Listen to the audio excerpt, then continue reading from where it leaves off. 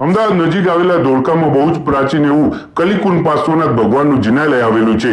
કહેવાય છે કે ધોળકા પહેલા ચંપા નગરી હતી, જેમાં દધીન વાહન રાજા હતા અને આ નગરીમાં ટીંગુજી બાળક રહેતો, જેને લોકો બધા ખીજવતા હતા। તેથી તે કંટાળીને આત્મહત્યા કરવા માટે પર્વત પર ગયો અને પથ્થરમાંથી મુનિનો અવાજ આવ્યો કે આત્મહત્યા કરવું એ પાપ છે। તેને સમજાવ્યું અને આવતા જન્મમાં વિશાળ કાયા ટીંગુજીએ માગી। એ પછી બીજા જન્મમાં તે હાથીના રૂપમાં જન્મ્યો અને એ જ જગ્યા પર આવી કુંડમાંથી પાણી લાવીને પાર્શ્વનાથ પ્રભુના ચરણો ધોયા। આ વાત આખી ચંપા નગરીમાં ફેલાઈ ગઈ અને રાજા દધીન વાહને પરમાત્મા રૂપી પાર્શ્વનાથ ભગવાનનું અહીં જિનાલય બનાવ્યું અને તે કલીકુંડ તીર્થના નામે પ્રખ્યાત થયું। આજે ધોળકા શહેર કલીકુંડની મધ્યમાં આવેલું છે અને અહીં ધર્મશાળા અને ભોજનશાળાની સુંદર વ્યવસ્થા છે। આ સિવાય અહીં પાલીતાણાનું આબેહૂબ જિનાલય પણ બનાવ્યું છે।